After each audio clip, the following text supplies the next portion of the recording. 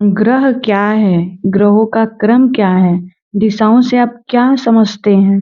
नगरीकरण क्या है? भारत की प्रमुख रेल मार्ग क्या है? पृथ्वी को हरित ग्रह क्यों कहते हैं? हिमालय को कितने श्रेणियों में बांटा गया है? हमारे पृथ्वी पर कुल कितने महाद्वीप हैं? मेगास्थनीज द्वारा भारत यात्रा के दौरान किए गए बिंदुसार क्या हैं? ऐसे ढेर सारे प्रश्नों के साथ हमारे चैनल हैप्पी लाइफ ऑडियंस के साथ जुड़ें और मेरे साथ कलम और कॉपी को लें और साथ साथ लिखते हुए चलें। इससे आपको क्या होगा कि आपको बहुत सारा बेनिफिट होगा। अभी मैं बताऊंगी नहीं कि आपको क्या बेनिफिट होगा, आप मुझे खुद कमेंट करके बताओगे कि इससे क्या बेनिफिट होगा, क्योंकि जब आप एग्ज़ाम दे के आओगे ना तब आप बताओगे मुझे कि मैम आपके ये बताने से मुझे ये बेनिफिट हुआ है। तो चलिए समय को ना बर्बाद करते हुए हम अपने टॉपिक पर चलते हैं। तो यहाँ पे हमारा टॉपिक है ग्रह क्या है? ग्रहों का क्रम मतलब कैसे है? तो इसके अंतर्गत हम लोग लिखेंगे, चलिए आप अपने कॉलम से लिखना स्टार्ट कर दीजिए। कुछ आकाश पिंडों में स्वयं का प्रकाश तथा ऊष्मा नहीं होता, वे अपने तारे के प्रकाश से ही प्रकाशित होते हैं। साथ ही वे अपने अक्ष पर घूमते हुए अपने तारे की परिक्रमा करते हैं। इन्हें ग्रह कहते हैं। जैसे हमारी पृथ्वी में स्वयं का प्रकाश नहीं है, वह सूर्य के प्रकाश से प्रकाशित होती है। पृथ्वी एक ग्रह है जो सूर्य का निरंतर चक्कर लगाती है। ग्रह वे खगोलीय पिंड हैं जो निम्न शर्तों को पूरा करते हैं। पहला, जो सूर्य के चारों ओर परिक्रमा करता हो। दूसरा, उसमें पर्याप्त गुरुत्वाकर्षण बल हो जिससे वह गोल स्वरूप ग्रहण कर सके। तीसरा, उसके आसपास का क्षेत्र साफ हो, अर्थात उसके आसपास अन्य खगोलीय पिंडों की भीड़-भाड़ न हो। ग्रहों की उपर्युक्त परिभाषा आईएनयू की प्राग सम्मेलन अगस्त 2006 में तय की गई।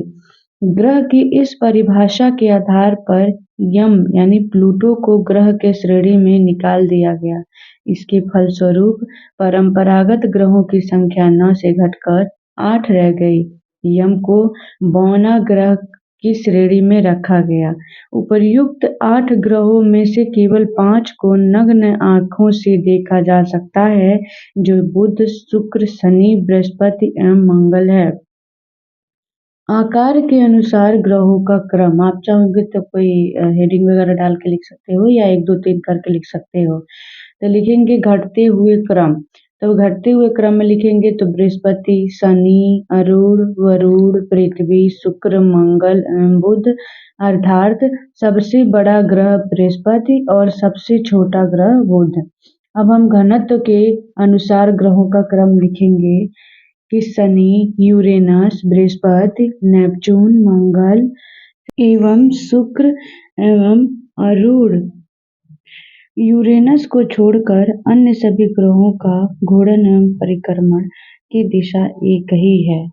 तो ये हमारा क्वेश्चन कंप्लीट हो गया। अगर आप चाहते हैं तो इस क्वेश्चन में आप सौरमंडल को छोटे से में दिखा सकते हैं, 9 ग्रहों को दिखा सकते हैं, उनके पृथ्वी के आकार पे उन्हें अंकित कर दें 1 2 3 करके। तो ऐसे आप इस आंसर को बेहतर से बेहतर बना सकते हैं। इससे क्या होगा कि एग्जामिनर जब आपकी कॉपी को चेक करेगा तो सभी कॉपियों से आपकी कॉपी जो होगी थोड़ी-सी अलग दिखेगी। तो अब हम लोग आते हैं 42वां क्वेश्चन पे।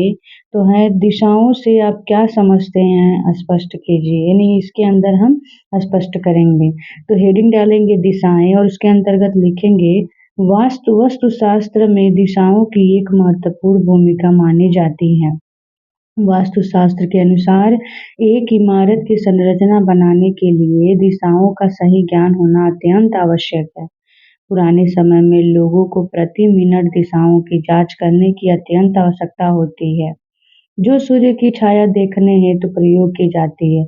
आधुनिक तकनीकी दुनिया में चुंबकीय कंपास दिशाओं की जांच करने हेतु प्रयोग किया जाता है। प्रारंभ में केवल 8 दिशाएं उपलब्ध थीं, परंतु कंपास द्वारा जांच करने के बाद 10 दिशाएं ज्ञात की गईं। कंपास की त्रिज्या कुल 360 डिग्री है। प्रत्येक दिशा की 45 डिग्री पर जांच की जाती है। 10 दिशाओं में 4 दिशाएं मानी जाती हैं, पूर्व, पश्चिम, उत्तर और दक्षिण। उप दिशाएं क्या होती हैं? तो पूर्व दिशा ईस्ट डायरेक्शन, इसके अंतर्गत इस दिशा में प्रमुख देवता इंद्र का स्वामित्व है। वर्षा इंद्र देवता के स्वामित्व में है। हिंदू देवता संपूर्ण समृद्धि, उत्तम और शक्ति हेतु उत्तरदायी माने जाते हैं। मैनिपुलेशन में इंद्र देवता बहुत शक्तिशाली देवता हैं। इस दिशा के प्रतिनिधि ग्रह भगवान सूर्य हैं। सूर्य जीवन, वनस्पति आदि में वृद्धि करता है। सूर्य उत्तर दिशा के पश्चात पूर्व दिशा को भी प्रकाश संयुक्त एवं स्वच्छ रखना चाहिए। इस दिशा की तरफ बाहरी दीवारें, वेंटिलेशन, दरवाजे और खिड़कियां नहीं होनी चाहिए, क्योंकि यह जीवन में स्थिरता प्रदान करता है। इस दिशा में शौचालय या दुकान बनाना भी एक वास्तु अपराध है। दूसरा, पश्चिम दिशा, वेस्ट डायरेक्शन। इसके अंतर्गत पश्चिमी दिशा को जीवन में स्थिरता के लिए जाना जाता है। इस दिशा के स्वामी भगवान वरुण, वर्षा, भाग्य और प्रसिद्ध के देवता हैं। वास्तु के अनुसार पश्चिम दिशा पेट के निचले हिस्से जननांगों के कब्जे में रहती है। यह दिशा प्रवेश हेतु अच्छी नहीं मानी जाती है। यह आय के स्रोतों को कम करती है। तीसरा, उत्तर दिशा, नॉर्थ डायरेक्शन। उत्तर दिशा के बहुत अच्छी दिशा मानी जाती है। इस दिशा के स्वामी कुबेर एक हिंदू देवता हैं, जो धन और समृद्धि के लिए जाने जाते हैं। इस दिशा को धन और कैरियर की दिशा कहा जाता है। इस दिशा के ग्रह बुध हैं। चौथा, दक्षिण दिशा। दक्षिण दिशा सदैव अशुभ मानी जाती है। दक्षिण दिशा में प्रवेश द्वार नहीं होना चाहिए। इस दिशा में के स्वामी यम हैं। यम के एक हिंदू देवता हैं, जो मृत्यु हेतु जाने जाते हैं। दक्षिण दिशा में प्रवेश करना मृत्यु के समान अनेक प्रकार की समस्याएं उत्पन्न हो सकती हैं। दक्षिण दिशा के स्वामी न्याय एवं कानून संबंधी मामलों के भारी हैं। यदि कोई दक्षिण दोष से ग्रस्त है, तो वह जीवन में अन्याय एवं कानूनी मुद्दों हेतु तैयार रहे। पांचवा, पूर्वोत्तर दिशा, नॉर्थ ईस्ट। इस दिशा के हिंदुओं के सर्वोच्च देवता भगवान शिव हैं। बृहस्पति इस दिशा का प्रतिनिधि ग्रह है। बृहस्पति ग्रह पूर्वोत्तर दिशा को ज्ञान और आध्यात्मिक विकास प्रदान करता है। यह दिशा विद्वान छात्रों के लिए अच्छी शिक्षा मानी जाती है। यह एक बहुत पवित्र तथा संवेदनशील दिशा है। वास्तुशास्त्र के अनुसार 60% व्यक्ति उत्तर पूर्व दिशा में झूठ बोलते हैं। यह दिशा व्यापार को नष्ट कर देती है। इस दिशा में व्यक्ति अग्नि तत्व का निर्माण एक बड़ी दुर्घटना को जन्म दे देती है। छठवां, दक्षिण पूर्व, साउथ ईस्ट। इसके अंतर्गत दक्षिण पूर्व दिशा की प्रकृति बहुत ही संवेदनशील होती है। दक्षिण पूर्व के देवता भगवान अग्नि देव हैं। इस दिशा का प्रतिनिधि ग्रह शुक्र है। यह भगवान सूर्य का मुख्य स्थल है। दक्षिण पूर्व दिशा हमेशा आग से संबंधित कार्यों के लिए आवंटित की गई है। सातवां, दक्षिण पश्चिम। यह दिशा नैऋत्य के नाम से जानी जाती है। यह दिशा अग्निदेव के द्वारा नियंत्रित होती है। इसका प्रतिनिधि ग्रह राहु नामक राक्षस होता है। भूखंड के रूप में यह सबसे मजबूत दिशा है। दक्षिण पश्चिम का यह सही उपयोग एक मजबूत एवं स्वस्थ जीवन प्रदान करता है। यह दिशा धन, स्वास्थ्य एवं जीवन में प्रसिद्ध देने वाले होता है। आठवां, उत्तर पश्चिम। उत्तर पश्चिम दिशा के स्वामी वायुदेव हैं, जो हिंदू देवता के इससे पवन तत्व प्रभावित होता है। इस दिशा का ग्रह चंद्रमा है, जो हवा तत्व द्वारा संचालित होता है। अब हम लोग आते हैं अगले प्रश्न की ओर। हमारा अगला प्रश्न है, आप देखिए इस जो हमने अभी जस्ट कराया है क्वेश्चन को, उसमें जो आप क्या कर सकते हैं, फिगर के तौर पे एक सीधा लाइन खींचिए, उस लाइन को काटिए, फिर एक और लाइन को खींचिए, फिर उसको काटिए, यानी एक ही बिंदु पर आपके 8 लाइन को करना है। उनकी जो बिंदु है, बिंदु से होकर 8 लाइन बाहर की तरफ गई है और उसमें ऊपर उत्तर, नीचे दक्षिण, फिर इधर पश्चिम, फिर पूर्व, उत्तर पश्चिम, उत्तर दक्षिण, उत्तर, ऐसे करके आप उसको डिनोट कर देंगे, दिखा देंगे। उसके बगल में थोड़ा-सा चाहेंगे तो इंग्लिश में भी लिख देंगे। तो इससे क्या होगा कि आपका आंसर थोड़ा और अच्छा दिखेगा। तो अगले प्रश्न की ओर चलते हैं हम लोग 43 प्रश्न की ओर। नगरीकरण क्या है? स्पष्ट कीजिए। तो नगरीकरण शब्द नगर से ही निर्मित होता है। नगरीकरण ग्रामों के नगरों में बदलने की प्रक्रिया को कहते हैं। यहाँ लोग कृषि व्यवसाय को छोड़कर अन्य व्यवसाय करने लगते हैं, अर्थात लोग गांव छोड़कर शहरों में निवास करने लगते हैं, जिससे शहरों का विकास, प्रसार एवं वृद्धि होती है। नगरीय जीवन जीने की विधि को ही नागरिकता कहते हैं। नगरवाद का कहा जाता है। नगरवाद, अर्बेनिज्म, केवल नगरों तक ही सीमित नहीं होता, बल्कि गांव में रहकर भी लोग नगरीय जीवन विधि को अपना सकते हैं। इसका आशय यह है कि ग्रामीण व्यक्ति भी जो कि ग्रामीण व्यवसाय एवं आदतों को त्यागते नहीं हैं, नगरीय हो सकते हैं, यदि वे नगरीय जीवन शैली, मनोवृत्ति, मूल्य, व्यवहार एवं दृष्टिकोण को अपना लेते हैं। उद्योग की स्थिति के साथ ही भारत में नगरीकरण की प्रक्रिया भी तेज हुई है। ग्रामीण लोग देश के विभिन्न भागों में स्थित कारखानों में काम करने के लिए गमन करने लगते हैं। फलस्वरूप महानगरीय एवं नगरीय जनसंख्या में वृद्धि हुई। आज देश में 7,933 कस्बे तथा 55 महानगर, इसमें से प्रत्येक की जनसंख्या 10 लाख से भी अधिक है। देश में 2011 की जनगणना के अनुसार 31.2% जनसंख्या नगरों में निवास करती है। यही नहीं, बल्कि नगरीय संस्कृति गांव में भी फैल रही है।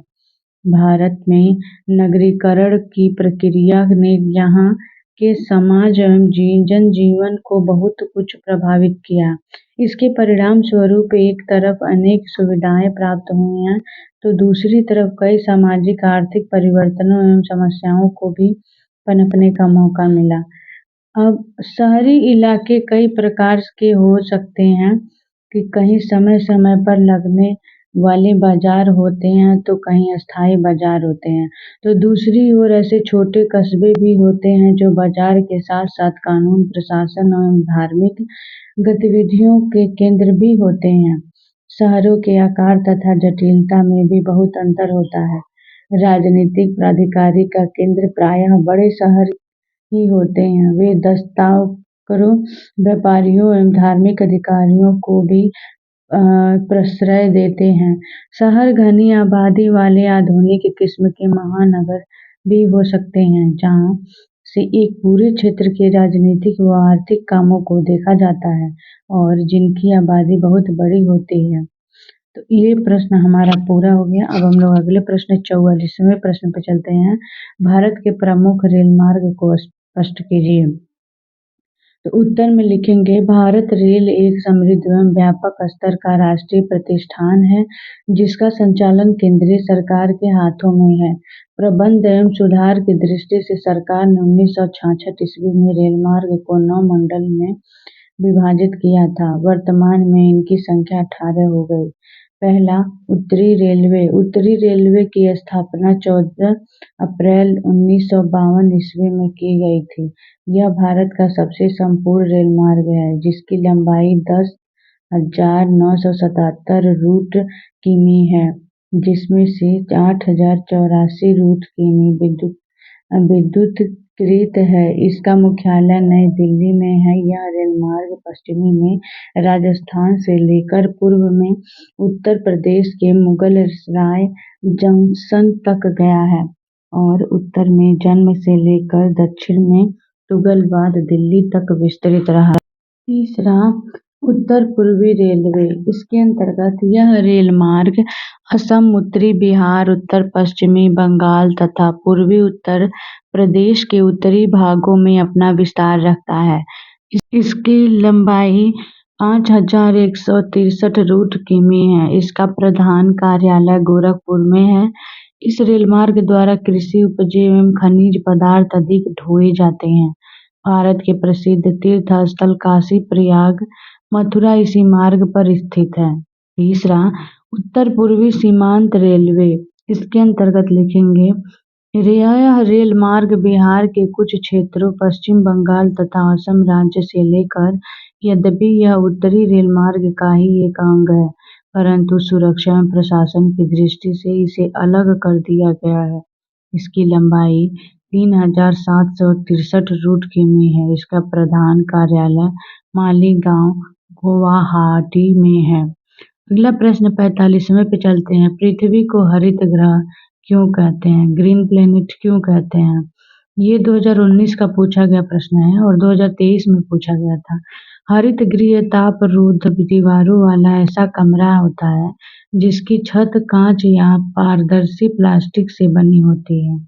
सूर्य की किरणें छत को पार कर अंदर आ जाती है तथा वापस कमरे के तापमान को बढ़ा देती है। यह तापमान कमरे के अंदर बना रहता है, बहुत कम वापस आता है। अतः शीतल क्षेत्र एवं शीत ऋतु में भी इस भवन के अंदर ग्रीष्म ऋतु के फूल पौधे और सब्जियां उगाई जा सकती हैं। भूमंडल के वायुमंडल में भी यही हरित गृह प्रभावित पाया जाता है। अगला प्रश्न है 46वां प्रश्न, हिमालय को कितने श्रेणियों में बांटा गया है? भारत को कितने भौगोलिक भागों में बांटा गया है? सविस्तार वर्णन कीजिए। हम लोग आंसर में लिखेंगे कि भारतीय उपमहाद्वीप का विभाजन यानी भारतीय उपमहाद्वीप को 4 भौतिक विभागों में बांटा गया है। पहला, उत्तरी पर्वतीय प्रदेश यानी नॉर्थ माउंटेन रीजन। तो यह भारत का सबसे ऊपरी भाग है। इसे निम्नलिखित शीर्षक के स्थान पर साथ समझा जा सकता है। ठीक है, पहला है हिमालय पर्वत श्रृंखला। हिमालय 3 समांतर पर्वत श्रृंखलाओं के रूप में पश्चिमी में सिंधु गार्ज से पूर्व में ब्रह्मपुत्री गार्ज तक एक विस्तृत है। कश्मीर में से अरुणाचल प्रदेश तक हिमाचल पर्वत श्रृंखला 300 किलोमीटर में फैली हुई है। पूर्व में इसकी चौड़ाई 150 किलोमीटर तथा पश्चिम में 500 किलोमीटर तक फैली हुई है। यह विश्व का नया मोड़दार पर्वत है जो मुख्य रूप से परतदार चट्टानों से बना है। इसका निर्माण टर्शियरी काल में हुआ। यह पर्वत श्रेणी पश्चिम में नंगा पर्वत को लेकर पूर्व में चाबरवा तक फैला है। इन 2 स्थलों पर तीखे मोड़ पाए जाते हैं। अगला है बृहद हिमालय अथवा आंतरिक Himalaya, great Himalaya of inner Himalayas. यह हिमालय पर्वत की सर्वाधिक ऊंची श्रेणी पर्वत है। इसकी औसत ऊंचाई 6000 मीटर तथा औसत ऊंचाई 25 किलोमीटर है। विश्व की अधिकांश ऊंचाई पर्वत चोटियां इसी पर्वत श्रेणी में स्थित हैं। प्रमुख पर्वत चोटियों निम्नलिखित है, जैसे माउंट एवरेस्ट, कंचनजंगा, मालक्री, धालगिरी, नंगा पर्वत, अन्नपूर्णा, नंदा देवी,